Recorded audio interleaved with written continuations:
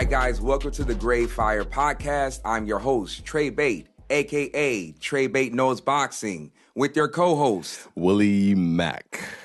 All right, guys, we're going to get straight into it. So, we have a very unique story. Last night, Willy Mack almost beat up a three-fingered homeless guy. We're going to let him tell you the story. My goodness, what an eventful night it was. November 3rd, Friday night on Wilshire and Hobart. Pretty much, this is what happened, guys. We came into the studio about to present a damn good show. And we had a little miscommunication with the studio Definitely production. on my part. Trey Bates' fault. No, it's okay. Yeah, it's okay. Misunderstanding. It was cool. Anywho, we wasn't even parked downstairs longer than probably 10 minutes. Yeah. So we go downstairs, and before you know it, my car was broken into. WTF. Yeah. What the freak? And then also another car that was ahead of me, he had a Prius. Yeah, it was a Prius, too. His car was broken into. And then 4 cars behind me, guess what? His car got broken into.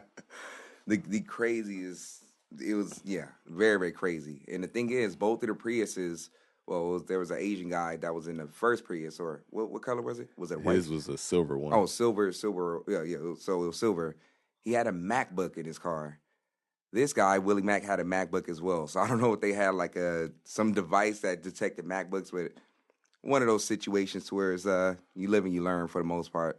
But live and learn. Yeah, man. live and learn. Wilshire, it's crazy. So, one of those things. But yeah, I kind of, and that part about me beating up a 3-fingered guy, hey, I did not beat him up.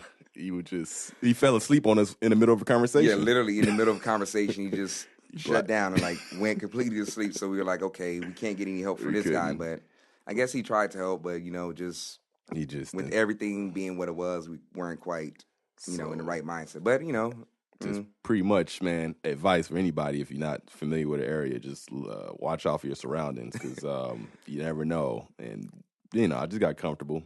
And, it was one of those things where it's like it was obvious that somebody was looking out the whole time, like they were scoping and making sure that people weren't around. Could have been multiple people involved, but it's one of those situations. But it's all good. It's all good, man. Saturday, baby, it's a new day. It's a whole new day. So now, funny things happening this week. This guy Tyrese. Tyrese, he wants his baby. I just want my baby.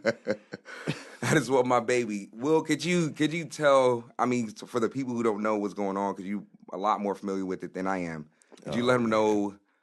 I guess brief them on what happened. What happened? That, like I said, most of you guys, if you got social media or whatever, should know. But if you've been living under a rock, I'll break it down to you guys. So pretty much, this all started because The Rock was offered a spinoff of Fast 9 with Jason Statham, which would have been epic. The Rock versus Jason Statham, and that'd be good. Yes, man. Tyrese, I guess he had a private conversation with The Rock talking about he doesn't want the movie between them first. He wants the Fast 9 to be made first, and of course, nobody know why he said that. I guess The Rock pretty much said, yeah, okay, yo. And they gave him the script. He signed on for it. Tyrese blew a gasket, man. He made about 5 or 6 posts about how much The Rock's a sellout and he's not the people's champ. He's the people's chump and all that good stuff. And steroid allegations or whatnot. Yeah, talking about how you get big naturally, no OJ or something like that. Or, I don't know. Anywho, who needs OJ? Anywho, make a long story short, now it all come together. See, Tyrese is battling a custody battle with his old baby mama, his ex-lady. And I guess his daughter, her name is Shayla. He's been posting it like 10 times already. I guess the court, it was about to give him a restraining order on his daughter. He's paying $13,000 a month on, what do you call that thing? What's that, child support? Child support. Child support. Yeah, I couldn't even remember. Yeah, we don't know about that. We don't know. We don't got kids, so we don't know. We do not know about that shit. Anywho, that's pretty much, he made a video, which we'll get into. he made a video about he just want his baby, and what else do you want from him? He's paying too much, so he just pretty much had a meltdown. Yeah, a meltdown. A live meltdown, which me and Trey Bay talk about. Why do you put your personal business on social media? He recorded himself. The selfie version is just difficult to even watch that. It's just... Man, and we're, I was a fan. I'm fans of Tyrese, man. I think 50 Cent everybody got on him. 50 Cent. the whole world called him a Coca-Cola boy, which is, that's when he made his debut on Coca-Cola commercials. It refers back to the original. But shout out to The Rock, aka Dwayne Johnson, because he pretty much is like, be mature about it. Like, he's making money. He's filming a movie right now and doing Make-A-Wish Foundation stuff right now. So he ain't got time for here, Tyrese. So The Rock, hey, shout out, because he took the mature way out. Hopefully Tyrese gets his head together, man. I'm thankful they ain't put him on no suicide watch. It looked like it for a minute. I thought he was gonna take himself out after he just won his baby. So that's that. I mean, we wish everybody the best of luck, and hopefully keep your head up, Tyrese. Yeah, hopefully everything gets better with him. All right, so now we're going to talk about something that's fairly unique, especially mainly in the boxing world, but in fitness overall. Trainers versus teachers. It's something I've been talking about this for a couple of years now. There's a huge difference between trainers and teachers, literally. And I mean, of course, just the terms alone can pretty much define what I'm talking about. But I mean, as far as fitness or in boxing, we have people who, I guess, so let me describe what a trainer would be in in my own words. A trainer would be somebody who doesn't quite, I guess I'll say, the craft of fitness or boxing or whatever that activity may be. They're not, they don't have a full understanding of how it works overall. They may understand certain things, but they don't have a full understanding. And in a sense, they can't quite break things down into micro pieces or in an understandable way to where anybody can understand it and be able to teach somebody else. So that's what I would say. In a sense, that's what the difference would be, instead of defining one or the other. Which one would I consider myself to be? Of course, a teacher, due to the fact that, naturally, like I mentioned this before, but naturally, boxing is just one of those things that I just understand it. I don't know how to explain it. Maybe later on in life, I'll be able to explain it in better words, but it comes very natural to me. I guess on top of that, I study the crap out of it instead of watching TV. We have selective viewing now, so where we can pick what we want to watch. I'm excited about watching fights. Informative fights that could teach me things. For example, fight that happened a long time ago, Miguel Cotto or Mayweather. Let me say his name first. Mayweather versus Cotto, or let's say, a couple of fights that happened this year, like let's say Canelo versus Triple G, or Triple G versus Kell Brook, or what's the guy's name? Errol Spence versus Kell Brook. Like, those are the fights that we want to see. Win or lose, very, very informative fights. It teaches people. It taught me, especially watching them, learning. There's new, boxing is never ending. It's like the universe is always going to grow. There's always going to be things that you don't quite know. There's always going to be things that you will learn. So those are those are the fights that you can learn from. So, that's just what I do. I study crap out of them. Sometimes I would literally even stand up, pause, and emulate exactly what I saw. That's just one of those things. But in the world, and what's so unique about it is that for me to be working with Box and Burn, that's one of the big things that they do, that they talk about, and that's one of the things that they are all about, or that they're known for. Is majority of their top trainers weren't professional boxers, not at all. They literally learned. They learned from scratch. They learned how. They just have the teaching mentality overall. They spent some time to study their craft, or to study what they were interested in, and they created something amazing from it. And you see them now. 2 years later, 3 years later, some of them even 7 months. They continue to study and they continue to get better. And I could just say, in my opinion, majority of the coaches that I've met or even trained with that had fighting experience, especially professional fighting experience, they weren't quite, I'll say this, they pretty much would teach people the things that did not work for them. And they didn't, I guess, break down what didn't work for them and I guess display why that didn't work for them. I'll say guys like Robert Garcia is a little bit different. Of course, a two-time champion, or I think two divisions, but I'll just say two-time champion for right now. He's a two-time champion, and he's one of those guys to where like he noticed a lot of things a lot of mistakes that he made as a fighter, and he pretty much, takes that and then he shows his fighters what not to do. I would say, since we're talking about Robert Garcia, I would say he's possibly, in my opinion, maybe the best coach of this generation, possibly. Because I literally watched this man within 4 years create 3 different teams. And we talking about 3 different stables of champions, guys who won belts and who made not only him significant, but made boxing significant. And he's amazing. I mean, trust me, I respect all the coaches, within our fraternity, but at the same time, that guy, he's very, very special. He continues to do it. And somebody who can build teams, high caliber teams, one after another, 3 within 4 years. That's just, from scratch at that, to some extent. It's some amazing stuff. Definitely some amazing stuff. You think he's better than Freddie Roach or is in that category or? Let's just say this. If I had to choose, if I were to be active again, I would go with Robert Garcia. If I had to choose, let's just say that. I'm not knocking Freddie. I think Freddie's fantastic, but Robert has something. He's special. Robert is very, very, very, very special as a coach. He's a teacher. He's one of those guys that's a teacher. I would say Freddie Roach is a teacher as well. They just have 2 different styles. I think my style would be more compatible with Robert Garcia's than with Freddie Roach.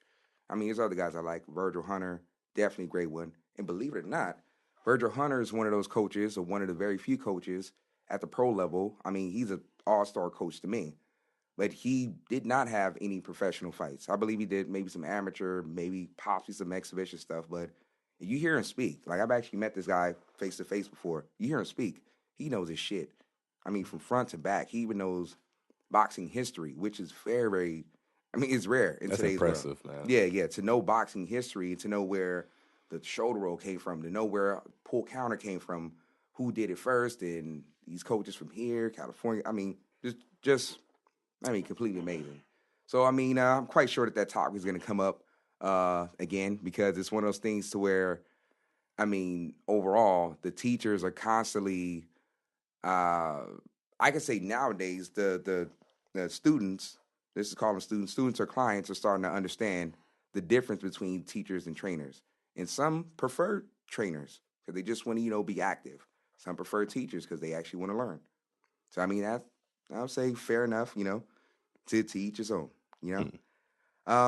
So, another thing we mentioned, it's something that we talked about like a little while ago, because we're both fitness enthusiasts for the most part.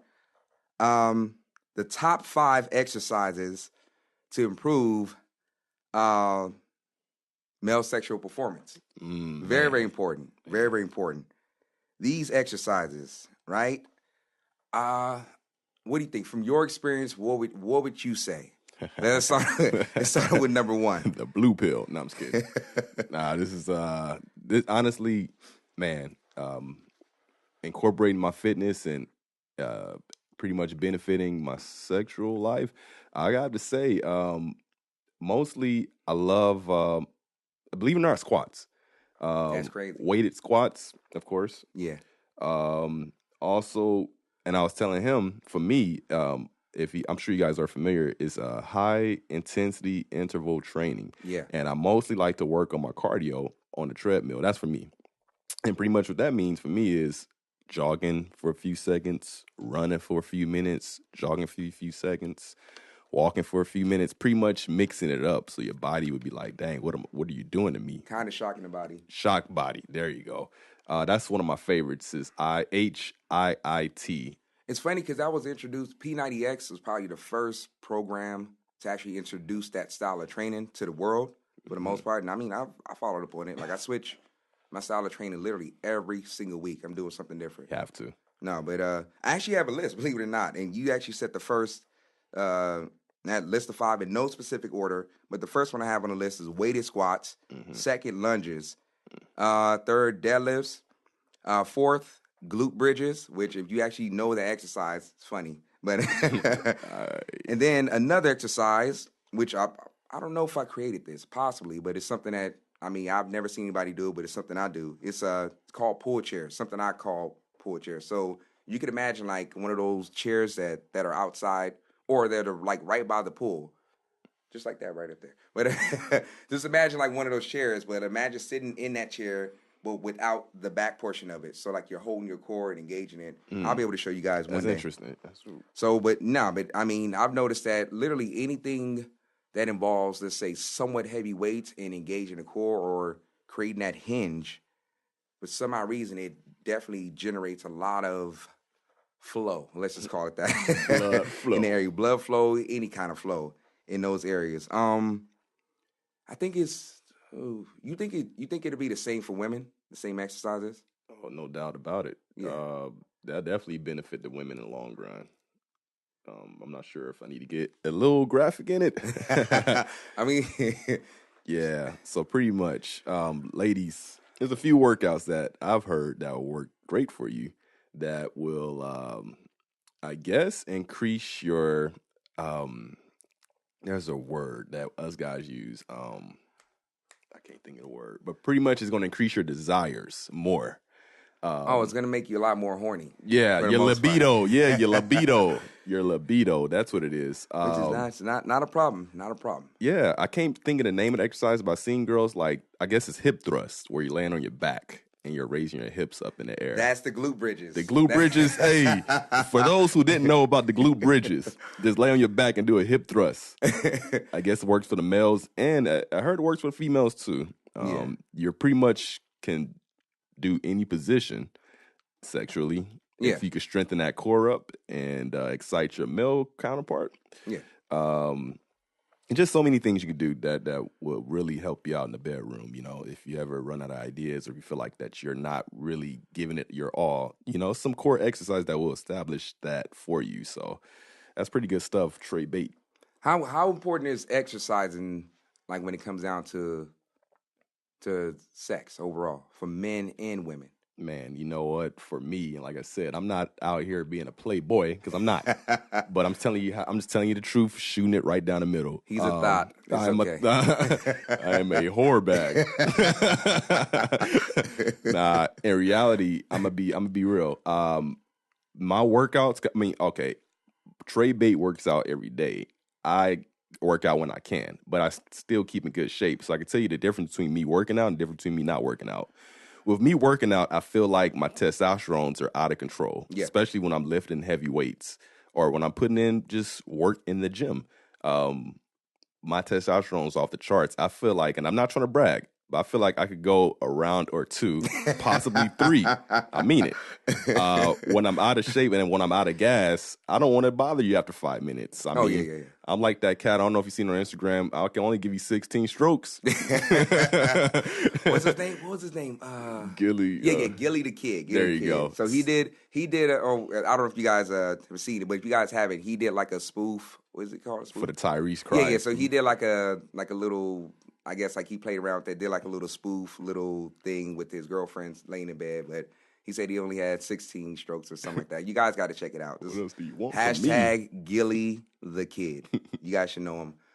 But I mean, I could definitely say the same thing. It's just where you're not as active, especially when you are active, and then I guess for whatever reason you might be sick or whatever, you're not as active. It's a huge difference. The body reacts to that because naturally it's something that you're doing consistently. Just like for somebody who I guess maybe smokes cigarettes or whatnot, if they stop smoking, it's going to feel a little bit awkward. Their body's going to have somewhat of a chemical reaction to them not doing what they normally do for the most part. So, from my experience, I would say, no, for sure, big time.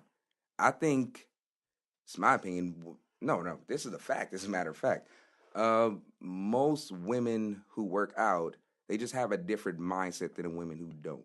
It's just different. It's different. You can go into detail about that? You can definitely go into detail about that. I was hoping you could explain that, man. I mean, no, I could say just their mindset overall, as far as just like, let's say, for example, just what's the word I'm looking for?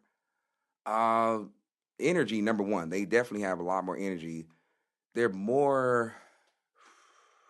I'm thinking of a word, but I can't quite. Not more active, but they pay attention to themselves a little bit better. Let's just say that. Not saying that they're dirty or anything, or compared to women that may not work out, that they're one way or another. No, I just say that they, in a sense, I mean, just like with us, you pay attention to yourself a little bit more, like as you. Yeah, I think you're more in tune to your bodily. I think you're more in tune to what your body is about to capable of. Yeah. Yeah. And just, I mean, as far as like, society's concerned, they're a little bit more focused. I could say that they're not all over the place like some women are. They have drive. That's the word I was looking for. So they have drive. They're consistent. They're consistent in one way or another. I can say some may not have the best attitudes, but I mean, just the level of seriousness and the level of maturity. It's another word I was looking for. The level of maturity, it's just way different. I can definitely say women who do work out, the ones that I have dated or had experience with, it was definitely a little bit better than the ones who didn't, due to the fact that just the mindsets were just totally different. Mindsets were totally different. And speaking of mindsets being different, let's talk about something really, really quick. Older women. Ooh. Older women. My favorite. Yeah. So what was the oldest woman that you've ever dated? How old was she? Wow. Dated. She was in her, okay, if I'll tell it like it is. I am 31. She's about 7, 8 years older than me. Do the math. 39. Okay. But that's not the oldest I've ever flirted with. But as far as dating, 39. And pretty much how was she like, or pretty much who's the oldest? Comparing her, or just because I'm sure you had more than one, probably not at the age of 38, but just a little bit older than you. Mm-hmm. Comparing them to the younger women, which would you prefer? Wow. See, I know people going to accuse me of being just want to have a sugar mama. That's not the case here. Look, here's the deal. The difference between that, I guess you could say the difference is, okay. As far as my favorites, I will say they both have their pros and cons, okay? So I'm not going to knock out both. I'm not going to say, the older women better or the younger women better. They both have their pros and cons. So I'm going to throw out the pros and cons for the older women. The older women kind of know exactly what they want. And if you're not giving them what they want, they're not going to waste their time with you. They're not going to pup you along. They're not going to walk your hand or whatever. They pretty much want you to know what you want out of anything. Say the younger women, they kind of want you to guide them.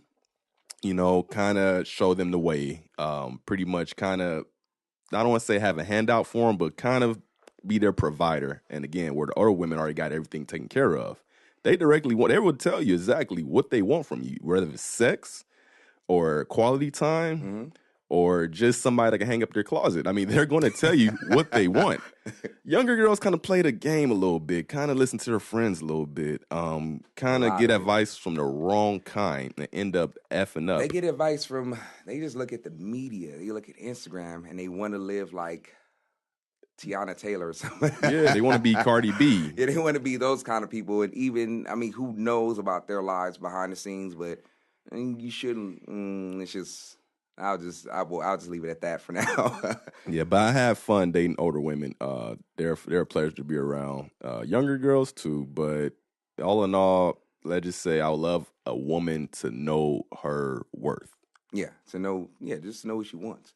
I could say the oldest woman I've ever dated, 48. Ooh. But I could say this: I've dated at least 5 older women, and they've taught me a lot. The thing about it, the most unique one was the 48-year-old. She literally showed me how to date. She knew that we weren't going to go far at all. She knew that for a fact. And we hung out, we did our thing, we had fun.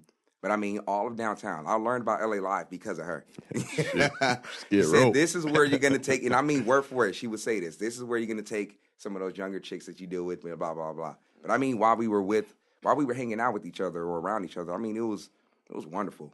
It really, really was. But at the same time, we both clearly knew. Even she would say it all the time. You know, it's not gonna go where it's not gonna turn into like a full on relationship, which I totally respected because hey, I was enjoying myself. I was learning, and at the same time, she. Not saying like what you said. It's not that I wanted sugar mom, but she took care of everything, and she taught me things at the same time. I don't. You know what's so funny? I actually lost contact. She made because that was like a long time ago. I was maybe like 24 years old. Um, let me see. I don't know where she is. Man, I don't know hope because she ain't in jail. I think at 24. I mean, how many times I changed my number? Who knows? Probably had two phones at the time. I don't know. But I mean, that was a great experience. Now as far as younger women, it's been a while since I dated younger women. But I mean, in a sense, this is what it is. So we talk about this every once in a while. It's all about what type of man you are because you can control the scene. You can kind of control how things go. I mean, to some extent, you should know who you're dealing with within the first 4 conversations, and you should know. I mean, if you're the type of man that I am, you should know what category to put them in a sense, But speaking of older women and younger women, there's a very unique term because we've been, doing a little bit of studying on, or we've been studying the MGTOW, the whole MGTOW thing that we mentioned in the first episode. But this is a fairly unique word. I like the way it sounds, but I'm gonna say the word. I'm gonna let Will break it down a little bit for you guys. Give you guys a quick, a brief explanation or definition of what it means overall. So the word is hypergamy. Hypergamy, and I had a difficult time pronouncing that word. It's so fresh, it's so brand new. So that word is spelled, if you guys want to look it up, Hypergamy, hypergamy. So Will, why don't you tell the audience, brief them on what hypergamy is or what you think it is. Well, here's the deal. I'm gonna break it down to what Wikipedia has it as, and I'm gonna try to put it with my own terms. So pretty much, according to Wikipedia, hypergamy. There you go. I told you it's so fresh. I can't pronounce it, man. It's so fresh. Damn it. Hypergamy is term used in social science for the act of or practice of a person marrying another of higher caste or social status than themselves. That is unique. And it kind of sounds like that. It sounds like a form of, just initially, it sounds like a form of narcissism. But yeah. And it's funny because I actually seen things where they said that women kind of marry men that, well, let's say, I'm gonna give you guys an example that I read. A beautiful woman and 2 cars drive past her. One is a Lamborghini. One is probably, let's say, a Honda Civic or Toyota Prius. I said Prius. What is a Prius? Nah, it's Toyota Prius. And pretty much they say that a woman would probably look at the Lamborghini a lot more than a Prius because she kind of sees herself benefiting more as far as financially, as far as just getting anything she wants compared to the person that's driving a Toyota Prius or whatever. So pretty much, I don't want to use this word I'm using anyway. It kind of sounds like a gold digging situation, which sucks because that person with the Lamborghini may have the products, may have the materials, but at the end of the day, you're not really benefiting as far as longevity is concerned. That brings up a question. Would you say that the women of today, 2017, not all, but I will say majority, would you say that they see men as, I guess, supply to some extent? Yes. Is it love or is it security? What do you think that they're going for? Does it seem like are they more interested in falling in love or are they more interested in securing themselves in one way or another? It's sad because it's to me, with the way we grew up, it was 50-50. You want a little bit of everything, right? Yeah. But in today's generation, because there's so many distractions with social media, and you could really see what others are doing, and you compare it to your situation. So a lot of females want to be a part of that situation. True. So unfortunately, a lot of women that I come across kind of prefer to have security for themselves other than falling in love. Yeah. And again, there's a lot of women who, I'm not gonna lie to you, I know that sometimes don't even want to date men no more because they want to date women. Why is that? Because when women date other women, there's no hard emotions tied to it. Not saying all of them, but some. It's pretty much just a time. It's pretty much what they call a phase. They're going through a phase. So pretty much you could get your loving here and there. You could do your side things here and there. And when the time is right, go back to that man. So there's, like I said, there's a lot of females that will kind of choose their security right now instead of that love down the line, which sucks. But I've come across that a lot of times, which sucks really bad. So the definition that I found for hypergamy, which will probably help people have a better understanding, it says the phenomenon of women attaining, marrying, pair bonding, and or producing with male sexual partners to have greater cumulative economic, social, intellectual, physical, and utilitarian. I don't know. Maybe I don't know how to read. I'll just say utilitarian. That's what it looks like it says. Value than themselves, mainly for the purpose of personal financial security and resource extraction.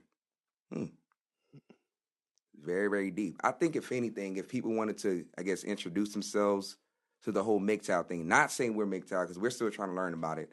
The reason why we even mentioned it is because I've been told multiple times, like, when I just talk about just myself overall, when I'm having a conversation with people, some people who are, I've met two guys who actually MGTOW who told me, yeah, you're MGTOW. And I'm like, I don't even know what the hell that, I don't even know how that, well, I don't even know what that means. But I guess it's just maybe the way that I carry myself. I just don't, it's ever since I turned 30 and I've been through a couple of things, within last year, I just focus on myself. Like, to me, it's not, I'm not really focused. Like, maybe just right now, but it could be later on in life. I don't know. But as of now, I'm not really focused on having a wife or having children. If something comes along and changes my mind, I mean, it is what it is, but it has to be compatible with the life that I built for myself now. But I'm not really focused on that. I'm really focused on building for the most part. I mean, when it comes down to boxing, my whole focus is giving back in any way that I can, whether it's teaching somebody something, whether it's actually physically, giving finances or whatnot. I'm really big on giving back to the sport of boxing because without it, I mean, many, many people like me would be in a situation. We'll be in a very, very unique situation to where we'll be lost in life. But back to the whole MGTOW hypergamy thing. It's I really think, and you guys on YouTube or on any of the other platforms, SoundCloud, iTunes, feel free to comment on this and give your take on it because we need your help. We need your opinions. We need you guys to speak up. We need you guys to get involved in this because I possibly think this may be the way to correct society as a whole. It may be. It could start with men thinking differently because I think that's what it does. As far as the definition of MGTOW of what I've gotten from it, it's pretty much it's called MGTOW because men are going their own way. I think men are going their own way for self-preservation to some extent. I mean, a lot of men have been through a lot of stuff as far as divorce. They've been literally cleaned out. They've been robbed in many different ways. They've looked at it to where, I mean, society is against, or they built it to where society is against men to some extent, which is very, very weird. I mean, as far as marriage, if you think about it, I'll just ask you this. What would be the benefit of getting married, of you getting married? Getting divorced the next day. No, I'm just kidding. No, but as far as like just the benefits overall, like what do you get from it? What is as a man compared to women? What do we gain? You know what? I mean, besides sex, yeah, steady and maybe sex, not even that. Barely that, Suppose, like I said, back in the old days, there'll be loyalty. You have a steady partner that's with you. You have kids and family. You have the chance to have you could raise kids in one household. You don't have to worry about having a baby mama or a baby daddy. But in today's world, marriage is so unpredictable. You never know where it's going to go. So technically, the benefits of it is, I'm gonna be real with you, I don't know. For men, in my opinion, there's almost no benefit, especially you live in California. There's no benefit at all. As far as marriage, this is my opinion on it. If you met somebody, let's say you met her at a bar in downtown or something like that, and you have a great relationship with this woman, you created something from her, you guys are dating for 3-4 years, and bam, you make that happen. I don't think that the legal system, or let's call it the government, or let's say the legal system, I don't think they should get involved in that relationship. They didn't help build it. So this is the question, why should we have a license to get married? Like, people have to think about that. What is the definition of license? What does that mean overall? So we have to have a marriage license where we pretty much sign over our rights. You and your mate, Right. You sign over your rights to someone else to control what you created. It's pretty different. So I would say, let's just say this. If I were to ever get married, if I decided differently later on in life, it wouldn't be under the system of the government. Let's just say that. It'll be different. Now, for me, if I happen to get married, that woman would have to understand what I'm talking about, because it makes no sense for us to get them involved, or a whole nother group, or legal, just anything legal or anything related to the government involved, or anything external that can control what we created. They should not be involved at the moment that we decide to come together and make it one, or even have kids, or they shouldn't be the ones to make that decision. And they benefit off that so much. They make so much money off of hardship, of men losing. That's not right. That's not right at all. That's tough, man, because you got to pay these settlement fees. You got to pay alimony fees. Child support. I want my baby. I just want my baby. What else do you want What from else me? do you want from me? $13,000 a month. That's tough. Sheesh. And look at Rob Kardashian, poor guy. Oh, man, I mean, that's a whole nother day, bro. That's a whole nother conversation that we'll get into as far as the whole narcissism topic, which I believe, let's just mention that for a second. I think that is the biggest,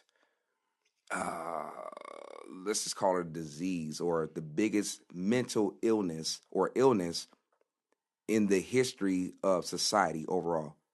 I think that more people are becoming narcissistic than people who have heart disease, than people who are dying of cancer or any other disease. I think narcissism is literally taking over the planet, and it's making everything things are very, very dangerous. And the cold part is, you might not even know you have it. Yeah, you might not necessarily know that you have the characteristics of narcissism, but apparently, from due to the research that I've been doing, everybody has a little bit in them.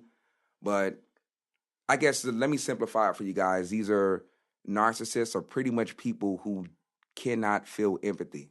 I'm just going to sum it up for you guys. There's a lot more to it, but they don't have empathy. They don't have empathy. They can't quite feel.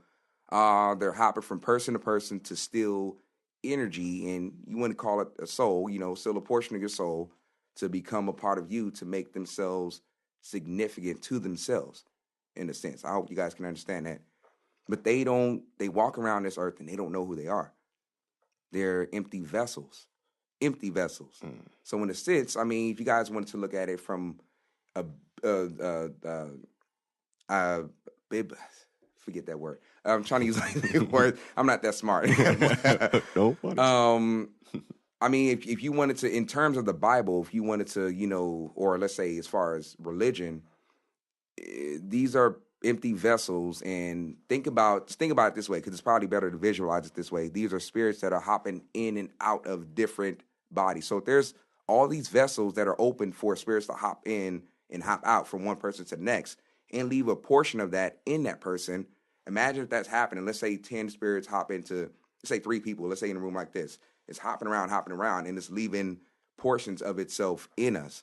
So that's 10 different pieces. Then it's really sad. It's really sad what it's been doing. But so You guys, this has been an amazing show. We hope you guys enjoyed it. We hope that you guys get involved. If you guys have any questions, you guys want to ask us anything about ourselves, anything about specific situation, about fitness, about sociology, about boxing, you guys leave a comment or leave anything. Leave a statement in the comment section.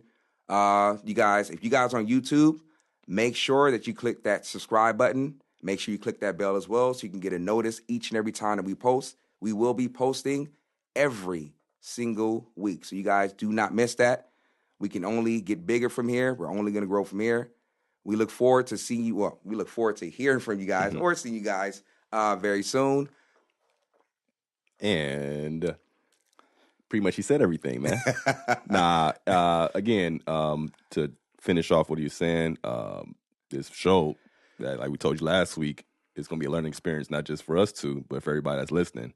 So you may not be like, you'll probably listen and be like, damn, he's saying something I'm going through right now, and they didn't even think about it. Well, guess what? You'll be having that every single week between myself and Trey Bate, guaranteed. So if you can relate to any of the topics that we've mentioned, whether in past episodes or in current episodes, just make sure leave a comment down there.